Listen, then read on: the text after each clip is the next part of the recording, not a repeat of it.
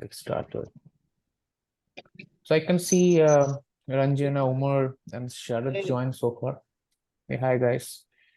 So this is a kind of weekend session that we do usually, right? So today's discussion is optimizations. And in these optimizations, we'll discuss many things. Yeah, hi Sharad, I can see your chat. Thanks. And also, if you have any questions, gentlemen and everybody, then probably you can drop in chat window, or you can also unmute and ask questions. No problem. But the whole intention of this discussion to make you aware about what is optimizations as the maybe you are the DevOps professionals, maybe you are very new to cloud, or you are the cloud consultant, whoever you are in your profession. Optimization is very, very important, and one of the important areas that you have to really look at. Okay. So since this entire session I have built for AWS, so whatever the discussions we'll do today, it is kindly AWS aligned, but also the same learning that you will get from this session, you can apply respect to to your respective field. Maybe you are the on-premise folks, or maybe you are working for Azure or some other cloud. The same technology, same knowledge you can apply in your respective fields as well, right? So let's get started. So first of all, anybody can unmute yourself and try to explain little bit from your side, what is optimizations? Okay, so whatever you know about optimization, just try to explain.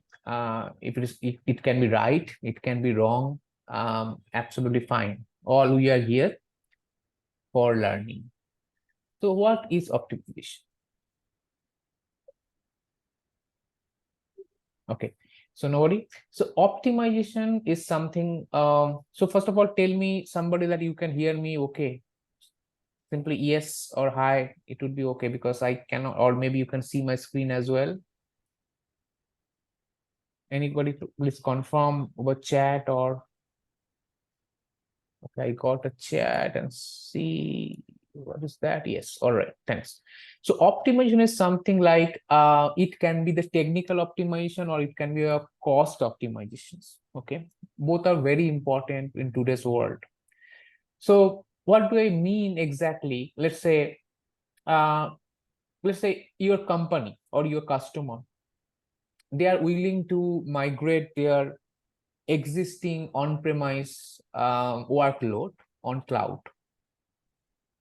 So before the migration, it is very important job for you and for your customer to assess a right resources to be deployed on the cloud. So what do I mean by that? Let's say they have certain virtual machines. Okay, it can be database servers, it can be application servers. So the on-premise configurations and the cloud configuration can be different. So what do I mean by that? Again, let's say if I draw something. So on my left square, let's say this is my on-premise setup, okay, where you have some of the servers. Let's say these small squares represents servers. It can be application servers, it can be database servers, whatever it can be. So let's say app, web, and database, right? So these are all servers, and your customer, they would like to migrate this app, web, and DB servers on cloud. So if I draw another square which represents cloud, or it can be AWS, it can be on-prem. So now these three application, web application and database can easily migrate from here to there, no problem. Okay, it can be done. But the main problem during any migration, it is your job, if you are the cloud guy, or if you are DevOps professional, or you are the solutions architect, to assess that particular workload before migrate. So what do I mean by that? Let's say maybe it might so happen that their on-premise setup or servers they have, let's say this server, it is, let's say 64 virtual CPU or 64 core and 128 GB RAM, for an example. Okay, 64 virtual CPU would be good because maybe they are running on some virtual environment. That would be easy for you to calculate. But from my experience, what I have seen many times, that these applications, it ultimately underutilized. That means maybe their application is not consuming 64 and 128 GB RAM all the time. Maybe it's only 10 to 20 or 30% of the utilizations. That means you are wasting rest of the resources. Again, I repeat, let's say your application is only consuming 20 to 30% of the entire resources of this application server. That means you have 64 virtual CPU, 128 GB RAM, but ultimately you are not using so many RAM and virtual CPU. It is only 30% of that. That means you are wasting your resources. Your server is underutilized. Okay, and these servers, other resources can be used for other applications. It's pretty straight math, right? You are wasting your all of the resources. So that means before migrating to cloud, okay, so I say this application 64 virtual CPU, 128 GB RAM, if you understand, okay, that is my usage pattern, okay, and that means I really don't need to migrate the entire 64 virtual CPU to 120 GB RAM. I can easily provision, right, maybe 32 virtual CPU, for an example only. Maybe again little less, 64 GB RAM. So that means you can now save 50% of the resources, and that is the optimum. So that means in any cloud, AWS, let's say Google, or let's say Microsoft Azure, your virtual machines cost you as a pay-as-you-go model, right? Or you have to pay as per the resources, whatever the resources you have. So now, if you have reduced this 64 to 120 to 32 to 64 GB, that it's easy mathematical calculation, that now you are ultimately a 50% of the resources, so that you can spend a 50% on the AWS. So you can save a lot of optimization. You can optimize the entire environment from the cost perspective. So this is very important, right? As your customer expects that if some kind of cost reduction is possible, so that is something, the cost reduction possible if you assess your utilizations or usage very, very carefully. So that's always good practice. So now you understand whatever it has on your source environment. It can be on-premise environment or somewhere else, somewhere else, right? Then it is a good practice, and you have to ask your customer, hey, Mr. Customer, I need the last 30 days or 60 days usage report of your applications server. Customer will definitely ask why. Then you have to explain why, because you know why, right? So once they will share the information, then you will get to know maybe that server is not utilizing that much of resources and RAM or CPU or storage. Then probably you can determine that, okay, what would be the ultimate sizing of that servers on cloud. So the same logic you can apply here and here. That is a golden rule for any optimizations before or during migration. Make sense? So I have seen in many places that this thing is missing, and they are saying, or many customer, many people, they're saying, okay, now my cost is coming higher on going to AWS after going after AWS. But ultimately, the thing is, you have the optimizations room, but you have not factored those optimizations levers. That's why it is getting, you are paying higher. Okay, you remember that. Okay, this is the first thing from the theory. So the same thing you can do here. Let's say now, once the migration is done, so there are two possibilities, right? One is before migration. That means, during or before migration, that you can assess. Or sometimes what happened that even after migration, people, they need some kind of optimizations as well. Let's say the migration is done, or it is a fresh greenfield deployment. There's no migration happened, so everything has been built on AWS, everything running on AWS from day one. So the situation is now this. Let's say there's a 64 virtual CPU, 128 GB RAM, and I don't have this environment anymore. Okay, so now the same logic applies. If the things are already running on AWS or Azure or whatever it is, since we are discussing from AWS perspective, then again, there's a optimization scope available.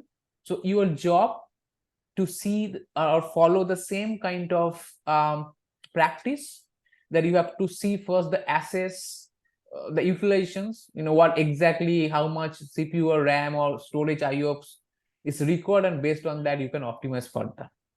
So in AWS, there are a couple of ways to do that. Okay, so some of the services you may refer for actual sizing, and then you can you can decide what would be your resources would be.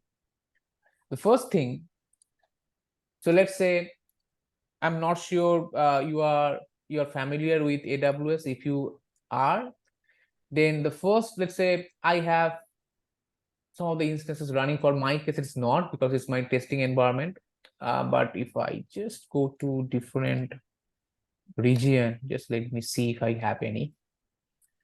So basically, again, the whole intention to show you, if things are running on AWS and your customer, they need optimization, then what to do in AWS. So let's say these are the servers. Okay, right now it's stopped, but okay, for our understanding. So there's an option, first call is monitoring, right? That is something, CloudWatch monitoring, everybody knows if you know AWS.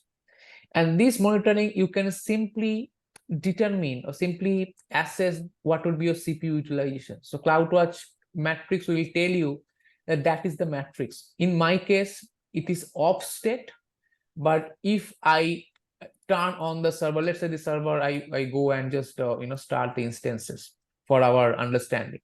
So if I start the instances, and after it restarts, then we'll come back here and see what is my current utilizations of that particular server, which is dev server. And based on that utilizations, we will determine whether the server, the same size can be there, or it can be further go down or go up. Because see, optimizations is not mean that every time you can save money. Optimization can be a two-way approach. Okay, it can be sometime cost reduction. Sometimes what happened that if you have, so let's say if your server needs, or your application needs a better CPU and RAM, but you have provision less resources, then what will happen? Then there will be a performance hit, performance problem, right? So always remember, the whole objective of the optimization is not only cost money, or not only reduce the workload footprint. It might so happen that sometimes your application, your database, they need a better big server, or better resources, bigger resources, more CPU, more RAM, but you already have those applications running on some of the lower resource or less resources. Then what happen again? That will be a lot of performance problem, and then your customer saying, okay, my application is not running, it is very slow, something like that, XYZ reason. So Optimization is again is a two-way approach. It can be you have to see the utilization of some of the other metrics that I'll show you. Whether you have to take the right decisions on maybe in the increase the size or decrease the size. So by the time my server is almost initialization, now see if I just select that, go to monitoring, and now after some time, so see this particular server that I have, dev server, nothing is happening. So for me, after some time, you see there's a no CPU utilizations. So now it is a good candidate that I can further reduce from T2 medium to further, T2 small. Okay, for me it's okay, but for you, for your productions environment, for your customer, you need to be very mindful that what will be the right server sizing. So CloudWatch monitoring will be one of the services for your EC2. Again, it's compute optimizer. So in AWS, there's another service called compute optimizer. Okay, AWS compute optimizer. So if you go to AWS compute optimizer, first you need to enable that. Okay, and this compute optimizer is one of the very useful services that what I find. Anybody has any questions? I mean, somebody was saying something. Okay, no questions. So this particular service will tell you, how much monthly savings can be done on your server or your storage. So you can see there's a various recommendations type or resource type that you have. That means if you use or enable computer optimizer and you have already and you are having those kind of services, compute optimizer will tell you that okay, what will be the actual recommendations that you need to follow for your EC2, your EBS, your Lambda, even auto scaling, and your ECS services Fargate. Now, very recently, there's a licenses also. Since I don't have any such resources, but you have to enable and you have to wait for few more days for actual report to come up. It is not instantly. If you think that just if you enable compute optimizer and you will see all of the recommendation instantly, no, that's not a case. You have to wait for few days. Then compute optimizer based on the their records, it would analyze and then it will give you the right results. So let's say if I go to EC2 instances, and then there's a account that you have to choose, and if you have any instance running, then automatically it would show you what is the instance name, what is the instance ID, and what exactly the findings, okay, for such resource recommendation, whether it can go up and go down. That means you can reduce, or you have to increase. So it's very nice tool. If you are the AWS folks, so please, leverage or you just explore compute optimizer for such kind of optimization. Second service is again useful, which is trusted advisor. Probably you have heard this name, trusted advisor. So this trusted advisor is another nice tool that it would give you some kind of recommendations if any optimization is required, cost optimization, performance. So if you just go to cost optimization, you can see there's a potential monthly savings can be done $26.73. That means I have EC2 instances running, but it is not reserved instance mode. Okay, I'm not sure again that you guys are from AWS background, but reserve instance, there's another feature, another lever for further cost optimization. So it's kind of, if you convert EC2 instances in the reserve instance mode, then you'll get more discount. But so that's the case, right? So I have these EC2 instances which not is a reserve instance. Even you can see there's a elastic IP address allocated. There's a elastic IP address but it is not, it has been not allocated to any EC2 instances. That means I am paying for elastic IP addresses, but this IP address is not attached to any EC2 instances. That means I am wasting my money. So it is giving this kind of recommendation so that I can go and delete that particular elastic IP address because I'm not using anymore, or I've not attached this instance elastic IP address to any EC2 instance. In similar line, you can also see any recommendations from EBS optimizations. So EBS is elastic block storage, right? That is a kind of AWS hard drive for your EC2. Okay, so now you see here that this Amazon elastic block store that I have, then it is underused. That means again, I may have this EBS volume, but this EBS volume is not using to that level. Something like that, you have got a pen drive at your home, or if you have got an external hard drive, but that hard drive you have purchased but you have not used further, or it is only there at your drawer, in your drawer or somewhere else at your office, right? That means you have purchased, you are wasting money. The same thing, I have EBS volume, but that particular volume I'm not I don't need that much of volume. Maybe it can be removed or reduced, the volume. So you see, this very important, interesting tool, which is Trusted Advisor. So Compute Optimizer, one of the services, Trusted Advisor is another service if you want to do a kind of optimizations, right? Similarly, performance. So as I said, that optimization is not only one way, it should be a two-way approach, right? That means many companies, they always try to reduce the money, but ultimately if you reduce many unnecessarily, if you want to reduce cost unnecessarily, or if you don't need that, probably what happened that indirectly it would hit the performance, right? So that is the example, like sometimes what happened that your customer, they complained about the slowness and some kind of other issues, very slow, or maybe their application got frozen, hang. So you have to see that whether your provisioned infrastructure, whether it's overutilized or not. So there are two ways. One is underutilization, one is overutilization. Underutilization already we have explained what is that. Okay. Overutilization means probably this time it's needed more capacity, but you ultimately have a lower machine, lower servers. So in our case, there's no further performance issue detected. You see there's no problems detected and everything is optimized, and that's fine.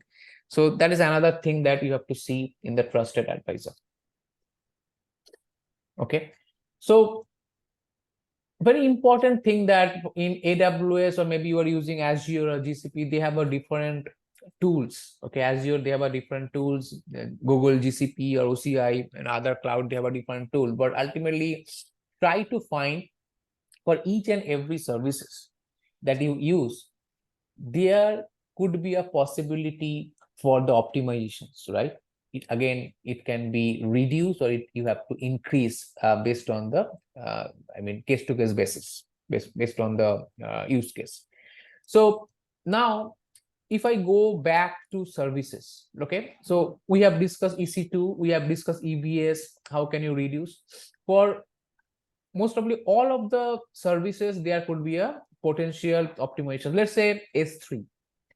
Probably you know what is S3 is. S3 is a simple storage service from AWS, and it is an object storage where you can store and save many objects. Okay, so I have got many buckets for some of the demo purpose. So let's say if I open any of the buckets, let's just spill new bucket. Okay, there's a couple of other files and all, but here you can see there's a other option called storage lanes. You see there on left, and go to dashboard, and dashboard option on the storage lanes. So if you click on the storage lanes, you can create a dashboard by which you can see what all objects are there, whether those objects can be further deleted, or whether those objects are no longer used or very rarely used. You can further move those objects to some of the low cost storage, right? So there's a very genuine ask from your customer. Like, I have got a millions of objects. Maybe your customer is asking, and maybe those objects are no longer used, or maybe no longer needed. Okay, but those objects are important in terms of if they need to access in future, but they don't want to delete that. Maybe no longer used or no longer accessed. That doesn't mean those objects cannot be used in future. It can be. So in that case, what happened? You need to provide archival solutions. Archival is again optimization, comes under optimizations, right? So if you um, create this kind of dashboard, let's say I've already created a dashboard, it would give you a very nice dashboard view that how much storage it has been consumed in that particular bucket, and what would be the average size, how many buckets are there, okay, and how many objects are there, right? So you can see that I have got this much of objects, total storage and objects. And if you go further down, you can see that what would be my active buckets, what would be average object size, right? So there are many parameters there, and you can choose. Let's say I want to see last 14 days last 14 days trend of that particular the S3 bucket that I have, and you can see that what would be the total storage objects count, and also in which bucket how much data there. Let's say there's a North Virginia region there, I have got a lot of objects compared to Asia Pacific locations. And also you can see more granular level, like, okay, what are the top 3 buckets that I'm using. So this particular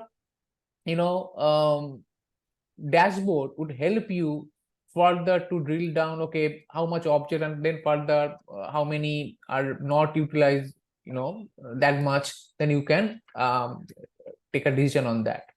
So there's a very nice tool called a S3 storage lanes. So probably everybody knows S3, but I'm not sure everybody knows this S3 storage lanes. So you just leverage that S3 storage lanes. I can tell you that particular storage lanes service would be really helpful for you to understand or assess your objects pattern, right, to further optimize. So if you go to storage lanes, you can see that. And now if you go to any particular buckets, let's say for our case, new bucket, and probably in S3, there's an option called life cycle policy. So since our discussion is optimization, so whatever discussion that we'll have is all optimizations level. Any questions so far, you understand? Okay. So now what happened, let's say your company or your customer, they have decided that, okay, I really don't need any objects more than 30 days to be on S3 standard. So there are different storage type in S3, right? S3 standard, S3 infrequent, okay? So or maybe glacier, archival. So let's say any data, okay, more than 30 days can be archived. So that is something you can go and easily go to management sections and create a lifecycle rules. So this is not AWS solutions architect class or system engineer class, but since the optimization is important topic, so these are the levers for you as a DevOps people or as a cloud consultant you are, then you have to see. So as I said, that almost every services in AWS, there are some kind of optimizations possibility, right? So EC2 EBS we have discussed, S3 now we have discussed. Even now if I go to, let's say some of the other services, let's say RDS. So there's again very popular database services, right, from AWS, one of the important services. So here also it can be possible, like what could be your database instance size, right? So If I go to different region and see if I have any such database running, logic is same. If you have anything running, then first the parameter that you have to look at, which is CloudWatch utilization, right? It can be CPU, it can be memory. So let's say for my case, if I go to this database cluster, and if I go to monitoring section, now I can easily go and check my utilizations for that particular database. If I go to CPU and let's see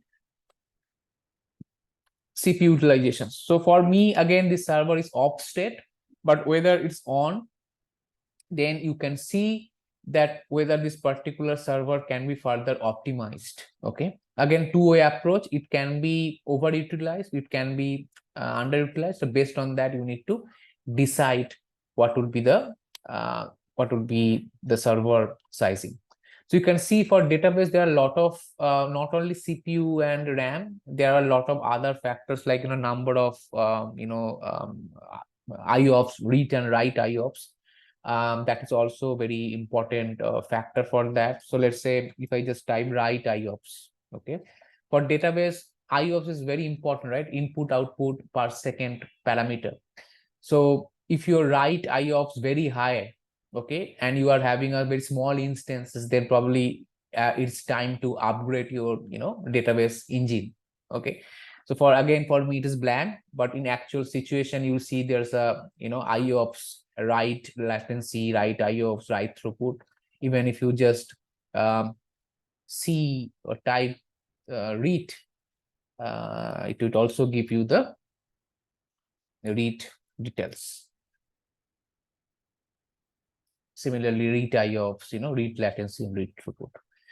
So again, you have to see first. So first of all, let's say you are the AWS consultant. The first, how can you determine, which services, okay, you have to look at first. Maybe customer using a lot of services, but how do you know that what are the services I should look at first? Okay, answer is very simple. You can have a billing access to that particular account. Okay, and this billing access, you'll see which those services are my major contributor in terms of billing.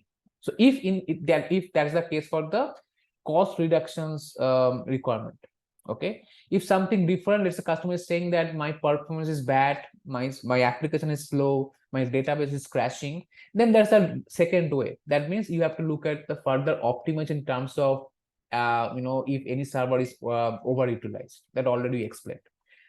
But if your customer, they would like to do a cost optimization, then first you have go to billing dashboard, and in this billing dashboard you will get to know what are all of the services. Those are the major contributor. You can see if you go to billing, and for me, my case, this is definitely the database, RDS, something related to VPC, Elastic Compute Cloud, and also I have config. So these are all my major cost contributor. Okay, so that for me, I have to go and go with that directions. Okay, go in that order. So maybe I have to look first in the database, and then if I'll come to Elastic Compute Cloud and something like that. For your case, you have to see as per your use cases. So if I just click on the bills, you see in detail that right now I am in the month of September. So in the September, already I have started spending that much of dollar.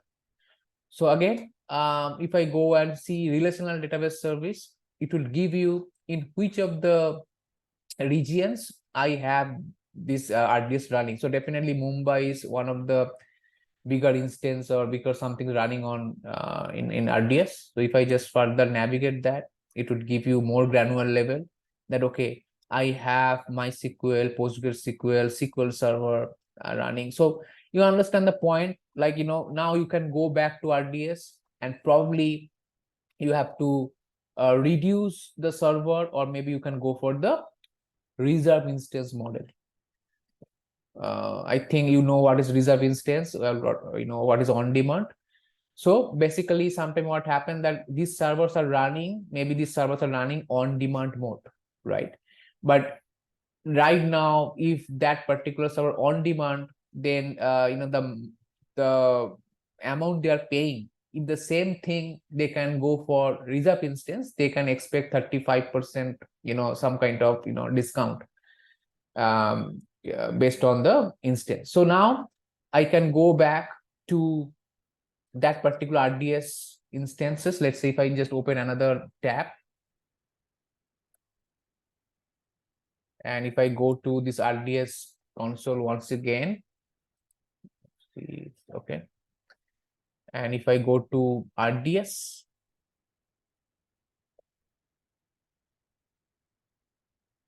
and now if I go to database, and you can see there's a database running, maybe stopped, but it might so happen that it is running. So now if I want to save some of the cost, then I can simply go and, you know, reserve those instances, and then, you know, your server will get reserved.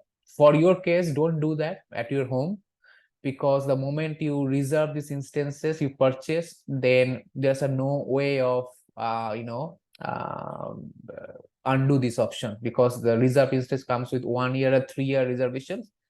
So then that will be problem for you. But for your actual use case, actual production environment, you can recommend this. So that's why you can save a lot of money for your EC2 and databases. So that's number one.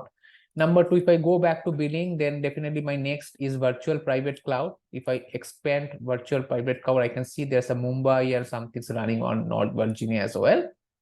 And if I further drill down that, it is coming up like, okay, I have um, the elastic IP address. I've already shown you that this IP address is not using, it is not attached to somewhere.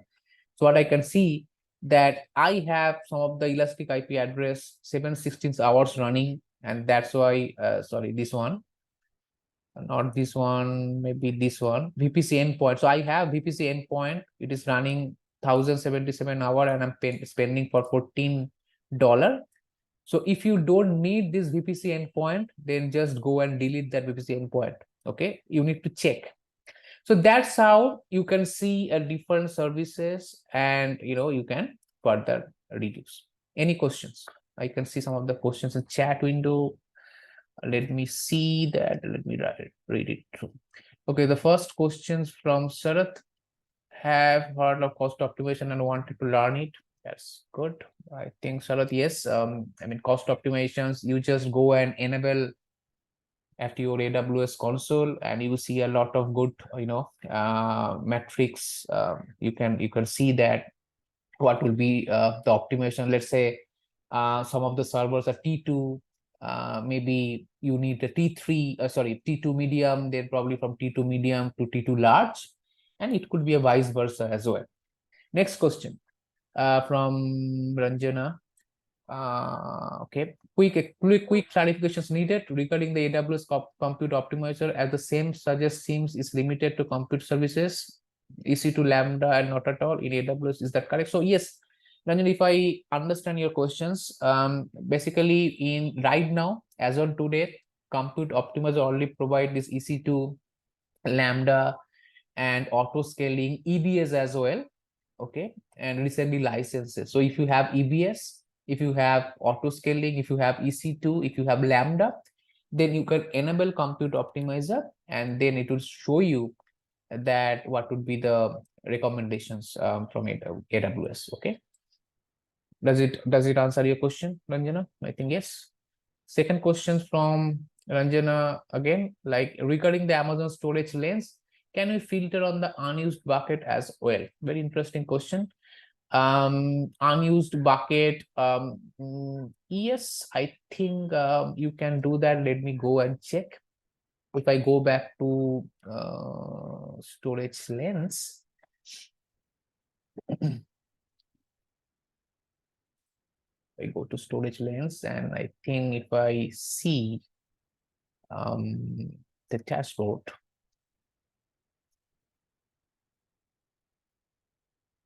this is the dashboard created.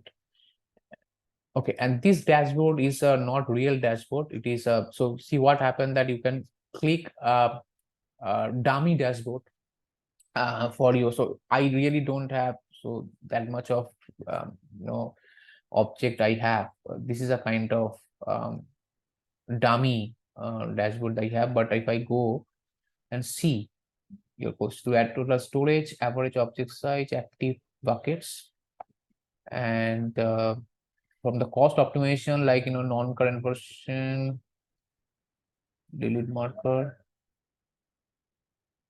So you can see there's a lot of parameter there. Even if I go down, I'm just trying to see that the options is unused bucket. Here, ultimately, cannot see that. Okay, if I go further, that is all about this. And if I just go and see top 3 regions, top 3, I cannot see these options, but it's very important question that you have asked. So what I can do that I can do a little research on that, and I'll show you if any further non-bucket, non-utilization bucket is there or not. So Ranjana, so if you are in the egain group, so I can also put the answer over there after doing a little research. But as of now, I really cannot see this. Only it is saying that top accounts. Okay. All right, if I go to buckets. All right, so this is something that you can do. Okay, now let's go back. I got a couple of more questions. Let's see. No, it's very important questions, Ranjana, because I love it, because there's a whole intentions, right? You are right, because it is showing the number of buckets, but is there any way, like if you can see some of the buckets ever used, right? It's very important. So if it is not there, we probably can go back to AWS back team, and I can also check with them. Okay,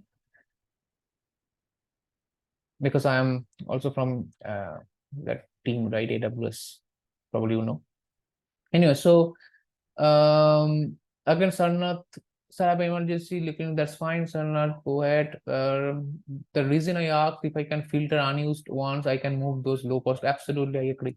So okay, so let's take a break, or you can continue. So you decide. I'm okay, because I can have some of the other options to show you for optimizations. Okay, let's continue. Okay, so another thing is there's a recommendation sections from AWS. So if you go to billing once again, so if you have certain services like obviously EC2, RDS, and other services like maybe Elasticsearch, something, Elastic Cache, then there's an option called the recommendations. So if I just go, I am now into billing dashboard, and if I just go and try to go and cost explorer, and in the cost explorer, probably you'll see on your left there's an option called reservations. Okay, the reservations, and under reservations you see there's a recommendations. Also you can see the same thing under savings plan. So there's again, this not a class what is savings plan or reservations. It is something a discounting program from AWS. So let's say under the reservation, if you go and click on the recommendation section, you will see what would be the potential servers or EC2 you have that you can convert to reservations. So it can be EC2, it can be Elastic Cache, it can be RDS, it can be Redshift and OpenSearch. So these are all services. You see, these are again, it's a free services, free recommendation tool that you just select that particular service, and based on the term, it would give you, for me, I don't have anything to show you right now, but for you, you actually can see what would be the recommendations, and what are those servers that can be further converted to reserve instances. Okay, so this is very nice, another tool that you can go and leverage, that the recommendations you will see. So I'll not extend this class for today. It's a optimization day 1. In the optimization day 2, probably we can have, or part 2, we can have a lot of other advanced options about this optimizations way. Again, remember, each and every services that are using in AWS, there could be optimizations, okay, both for cost reductions or other way around, like technical optimization, or your technology, or whatever the servers you have, the entire footprint optimizations. Okay, thanks for joining. That's all for today. And I have got a very good question. The question I liked most, that this storage lanes, Ranjana, you asked. I definitely check with team and see if I can have a good answer for your questions. Thank you. Take care. Have a nice weekend. Bye.